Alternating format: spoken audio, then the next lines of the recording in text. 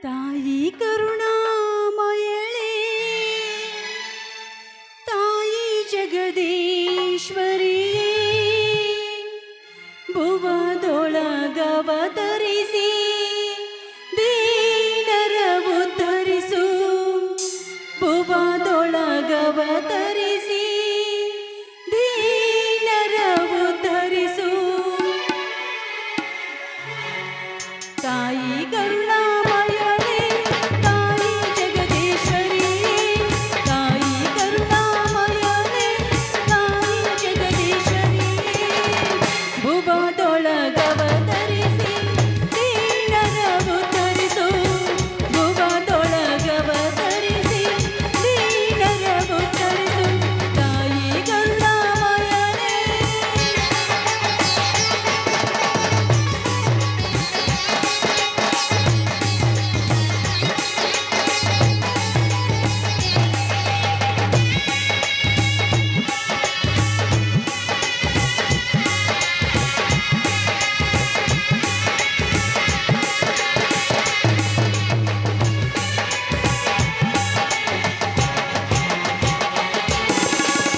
ದಲಿತರ ಮನದಲ್ಲಿ ಮಹದಾಸೆಗೆ ನೆನೆಯದ ಮನದಲ್ಲಿ ನೆಲೆಸಿದೆಯೇಗೆ.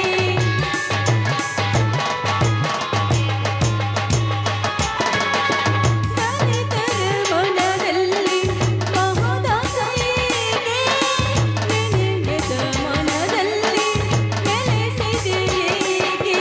ಕೇಳು ನಿನ್ನ ಮೊರೆಯ ರಕ್ಷಿಸ ಪರಮೇಶ್ವರಿಯ, ಕೇಳು ನಿನ್ನ ಮೊರೆಯ ರಕ್ಷಿಸ ಪರಮೇಶ್ವರಿಯ, ಭುವದೊಳಗವತರಿಸಿ ದೀನರ ಉದ್ಧರಿಸು, ಭುವದೊಳಗವತರಿಸಿ ದೀನರ ಉದ್ಧರಿಸು.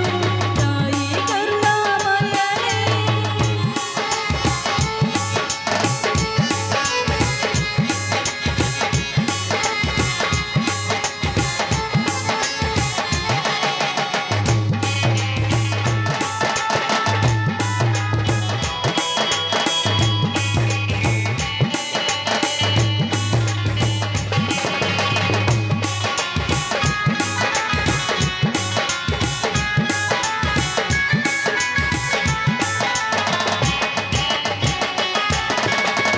ದಲಿತರ ಮನದಲ್ಲಿ ಮಹದಾಸೆಗೆ ನೆನೆಯದ ಮನದಲ್ಲಿ ನೆಲೆಸಿದೆಯೇಗೆ.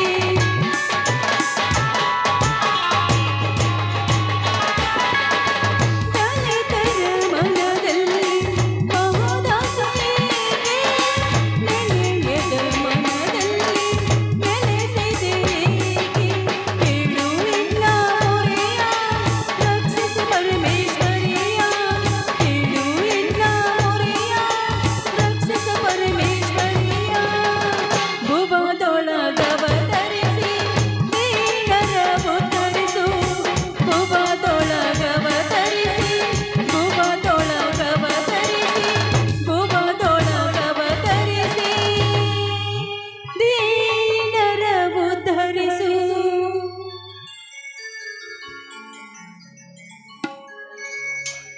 ಓ ಮಾತೆ, ಭೂಮಾತೆ, ಇರುವೆ 84 ಲಕ್ಷ ಜೀವರಾಶಿಗಳಿಗೆ ಜನ್ಮ ನೀಡಿ ನವ ಚೈತನ್ಯದ ಚಿಲುಮೆಯಾಗಿರುವ ಮಹಾಮಾತೆಯೇ, ನಿನಗೆ ನನ್ನ ನಮಸ್ಕಾರಗಳು ತಾಯಿ.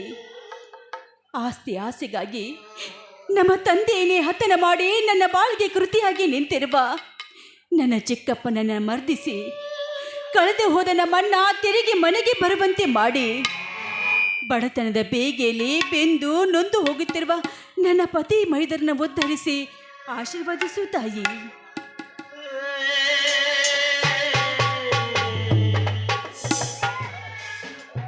ಸೀತಾ, ಬನ್ನಿ ಸ್ವಾಮಿ. ನೋಡಿ, ಮೊದಲು ಶ್ರೀದೇವಿಗೆ ನಮಸ್ಕಾರ ಮಾಡಿ. ಅಮ್ಮ ಅನ್ನದಾನೇಶ್ವರಿ, ಪುಣ್ಯಭರಿತ ಭೂಮಿಯಲ್ಲಿ ಚಿನ್ನದ ಚಿಲುಮೆಯಾಗಿ ಜಗಿಸಿ ಜಗದ ಜೀವರಾಶಿಗೆಲ್ಲ ಅನ್ನ ಹಾಕೋಣೆ ರೈತನ ದುರ್ಸುತಿಗಳು ಕೂಡ ಹೇಳುತ್ತಿವೆ. ಆದರೆ ಹಿಂದೆಲ್ಲಿಯೇ ಇದೇ ಮಾಯಿ ರೈತನಿಗೆ ಬಲದಡಿಯಲ್ಲಿ ಅದೆಲ್ಲ ದುಷ್ಟರ ದಬ್ಬಾಳಿಕೆ ಬಂಡೆಗಲ್ಲಿಗೆ ತಾಗಿ ನುಚ್ಚುನೂರಾಗಿದೆ. ನುಚ್ಚಾದ ಚೂರಿಗಾದರೂ ಚನ್ನದ ಬಲ ಕೊಟ್ಟು ಹಣ್ಣಿನ ಬೆಳೆಗರುವಂತೆ ರೈತನಿಗೆ ಆಶೀರ್ವಚಮ್ಮ ತಾಯಿ, ಆಶೀರ್ವಚ.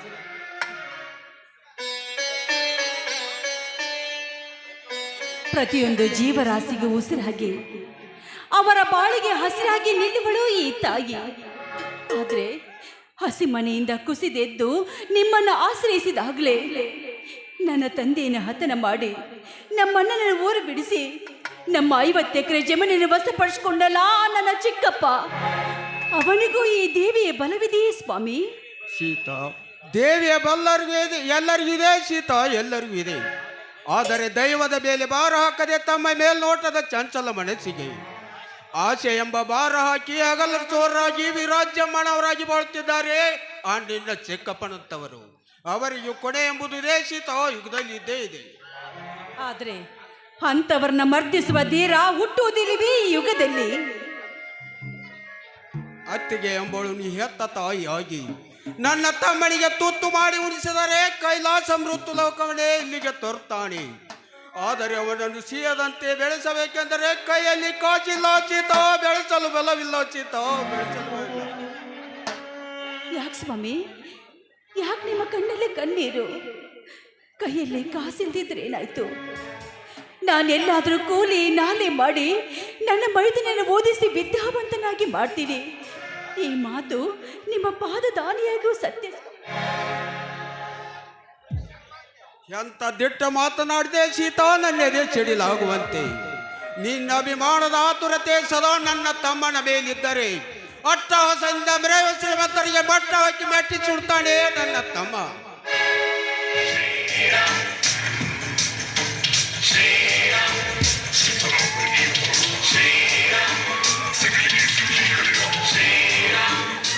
ಅಣ್ಣ, ಅತ್ತಿಗೆ. ಓ ಪರಶುರಾಮ್, ಕಾಲೇಜಿಂದ ಈಗ ಬಂದೇನಪ್ಪ. ಏನಿದೆಲ್ಲ ನಿನ್ನ ವೇಷ? ಹೌದಣ್ಣ, ಈಗಲೇ ಬಂದೆ. ಇದು ಈ ನಿನ್ನ ತಮ್ಮನ ಪ್ರಶಸ್ತಿ ವೇಷವಣ್ಣ.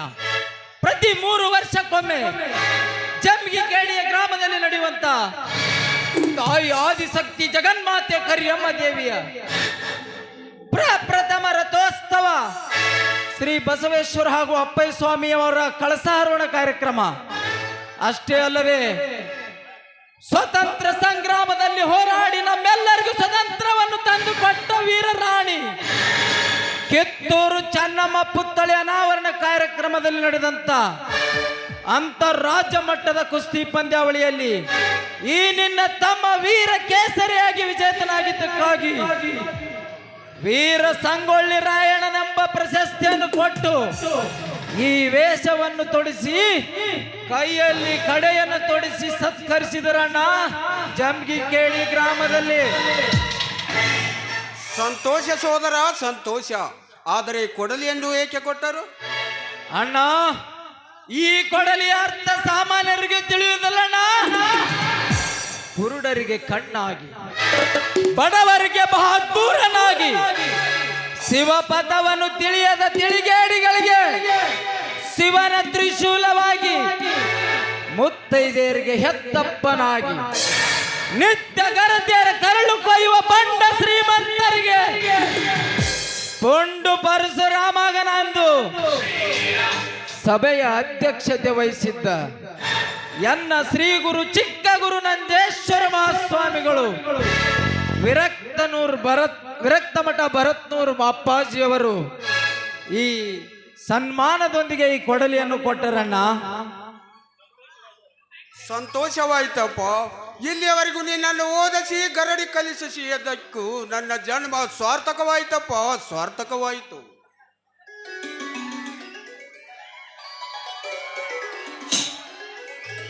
ಅಣ್ಣ, ಸೀತಾ ಈ ಪ್ರಶಸ್ತಿ ವಿಜೇತವಾದ ಸಂತೋಷದ ಸಮಯದಲ್ಲಿ ಅತ್ತಿಗೆ ಮತ್ತು ನಿಮ್ಮೊಂದಿಗೆ ಸೇರಿ ಹಾಡಿ ಆನಂದಿಸಬೇಕೆಂಬ ಆಸೆಯಾಗಿದೆ ಅಣ್ಣ. ಆಗ್ಲಪ್ಪ.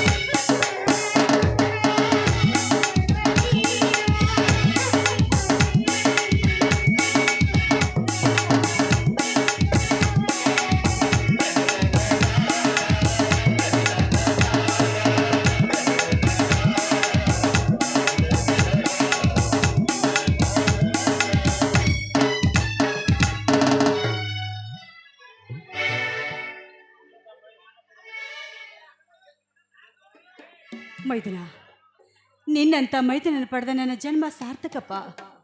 ಆದರೆ ತುಳಸಿಗೆರೆ ಹನುಮಪ್ಪ, ಮುರ್ನಾಳ ಅಖಂಡೇಶ್ವರ, ಶ್ರೀ ಗುರು ಸದ್ದಾನಂದರ ಆಶೀರ್ವಾದ ಸದಾ ನಿನ್ನ ಮೇಲಿರಲಿ. ಆದರೆ ಅತ್ತಿಗೆ, ಈ ಸಂತೋಷದ ಸಮಯದಲ್ಲಿ ಆದರೆ ಎಂಬ ಅಪಸ್ವರದ ಮಾತೇಕೆ ತಾಯಿ? ಅತ್ತಿಗೆ, ಈ ನನ್ನ ಪ್ರಶಸ್ತಿಯಿಂದ ಏನಾದರೂ ನಿನಗೆ ತೊಂದರೆ ಐತೇನಮ್ಮ ಅತ್ತಿಗೆ? ಮೈದನ, ಹೇಳಮ್ಮ. ಹಾಗಿದ್ದರೆ ಯಾವ ಪಾಪಿ ನನ್ನ ಮಗ ಆದ್ರೂ ನಿನ್ನ ಮೇಲೆ ಕೈ ಮಾಡಿದನಮ್ಮ? ಈಗಲೇ ಹೋಗಿ ಆ ಪಾಪಿಯನ್ನು ದರದರನೆ ಎಳೆದು ತಂದು ನಿನ್ನ ಪವಿತ್ರ ಪಾದದ ಮುಂದೆ ಕಡಿದು ಹಾಕಿ ಬಿಡುತ್ತೇನೆ ಅತ್ತಿಗೆ, ಕಡಿದು ಹಾಕಿ ಬಿಡುತ್ತೇನೆ. ಸೋದರ, ಯಾಕೆ ಆಕ್ರೋಶ? ಶಾಂತನಾಗಪ್ಪ, ಶಾಂತನಾಗು. ಅಣ್ಣ, ಇನ್ನೆಲ್ಲಿದೆ ಅಣ್ಣ ನಿನ್ನ ಸಹೋದರನಿಗೆ ಶಾಂತಿ? ಅತ್ತಿಗೆ ಕಣ್ಣೀರು ಹಾಕಿಸಿದ ಮೈದುನ ನಾನಿದ್ದರೂ ಏನು ಪ್ರಯೋಜನ? ಅತ್ತಿಗೆ, ಈ ಸಂದರ್ಭದಲ್ಲಿ ಆ ವಿಷಯ ಯಾವುದೆಂದು ನೀನು ನನಗೆ ಹೇಳದಿದ್ದರೆ ನನ್ನ ಶ್ರೀ ಗುರು ಚಿಕ್ಕ ಗುರು ನಂಜೇಶ್ವರರ ಮೇಲಾಣೆ ಅತ್ತಿಗೆ, ನಂಜೇಶ್ವರ ಮೇಲಾಣೆ. ಮೈದನ, ಹೌದಮ್ಮ. ಏನಿಲ್ಲಪ್ಪ, 50 ಎಕರೆ ಆಸ್ತಿ ಆಸೆಗಾಗಿ ನನ್ನ ವಾದಿರಾಜ ಚಿಕ್ಕಪ್ಪ ನಮ್ಮ ತಂದೆಯೇ ಹತ್ತಿರ ಮಾಡಿ ನಮಗೆ ಆಸ್ತಿಯಲ್ಲಿ ಏನೂ ಪಾಲು ಕೊಡದೆ ನಮ್ಮ ಅಣ್ಣನನ್ನ ಊರು ಬಿಡಿಸಿ ಹೊರಗೆ ಕಳಿಸಿದ್ದಾನೆ ಅಪ್ಪ. ಏನ್ ಹೇಳ್ತಾ ಇದೆಯಮ್ಮ ಅತ್ತಿಗೆ? ಕೇವಲ ಆಸ್ತಿ ಆಸೆಗಾಗಿ ನಿಮ್ಮನ್ನು ಮನೆಯಿಂದ ಹೊರಗಟ್ಟಿ ನಿಮ್ಮ ಅಣ್ಣನನ್ನು ಈ ಸಮಾಜದಲ್ಲಿ ತಲೆ ಎತ್ತಿ ಬಾಳದಂತೆ ಮಾಡಿದ್ರೆ ಚಾಂಡಾಲ. ಲೇ ಮಗನ ವಾದಿರಾಜ್, ನೀನೆಂತ ಶ್ರೀಮಂತಿಕೆ ದರ್ಬಾರದಿಂದ ಕೊಬ್ಬಿಪ್ಪಿದರು ಒಪ್ಪಿದ ನಿನ್ನ ದೇಹವನ್ನು ಇಬ್ಬಾಗ ಮಾಡದೆ ಬಿಡಲಾರೆ. ಅತ್ತಿಗೆ, ಈಗಲೇ ಹೋಗಿ ಇದ್ರ ಸಮಾಚಾರ ತಿಳ್ಕೊಂಡ್ ಬರ್ತೀನಿ ಅತ್ತಿಗೆ. ತಡೆಯತ್ತಮ್ಮ, ಇದನ್ನು ಈಗಲೇ ಕೇಳುವ ವಿಷಯವಲ್ಲ. ಇದು ಈಗಾಗಲೇ ಕೋರ್ಟ್ ಕಟ್ಟಿ ಹತ್ತಿದೆ. ಅವನಿಗೆ ತ್ಯಾಗರಾಜನೆಂಬ ಬಂಡ ವಕೀಲ ಬೆನ್ನತ್ತಿದಂತೆ ಕಾಣುತ್ತದೆ. ಇದನ್ನು ನಾಳೆ ವಿಚಾರಿಸುತ್ತೇನೆ. ಇದನ್ನು ವಿಚಾರಿಸುವ ಮಾತು ಹಾಗಲ್ಲಣ್ಣ.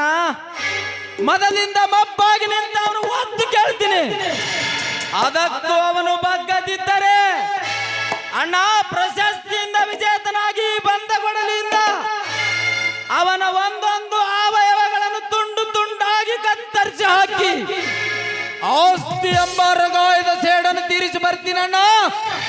ಆಸ್ತಿ ಎಂಬ ರಗಾಯದ ಸೇಡು ತೀರಿಸಿ ಬರ್ತೀನಿ. ತಮ್ಮ, ನೋಡಿದೆ ಸೀತಾ, ನನ್ನ ತಮ್ಮನ ವೀರಾವೇಶವನ್ನು. ಒಂದು ವೇಳೆ ನನ್ನ ಮಳೆ ವಿಷಯ ಗೊತ್ತಾದರೆ ರಕ್ತ ಕ್ರಾಂತಿನೇ ಹರಿದು ಬಿಡುತ್ತದೆ. ನೋಡಿ, ಹಠವಾದಿ ತಮ್ಮನಿಗೆ ನಾವೇ ಬುದ್ಧಿ ಹೇಳಿ ಅಲ್ಲಿಂದ ಹೊರತರುವ ಪ್ರಯತ್ನ ಮಾಡೋಣ. ಬನ್ರಿ, ನೀವು ಮೊದಲೇ ದುಡಿದು ಬೇಸರವಾಗಿ ಬಂದಿದ್ದೀರಾ ಅಂತ ಕಾಣಿಸ್ತಾ ಇದೆ. ಸ್ವಲ್ಪ ಊಟ ಮಾಡಿ ವಿಶ್ರಾಂತಿ ತೆಗೆದುಕೊಳ್ಳುವಂತೆ ಒಳಗೆ ಬನ್ನಿ. ಊಟಕ್ಕಿಂತ ಮೊದಲು ಪ್ರೇಮ ವ್ಯವಸ್ಥಾನದ ರುಚಿಗೆ ಇದೆ. ಬದಲು ಒಂದು ಗೀತೆ ಹಾಡೆ.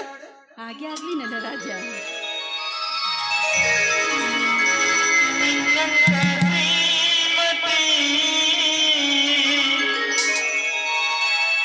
ಕೈ ಹಿಡಿದಾಗ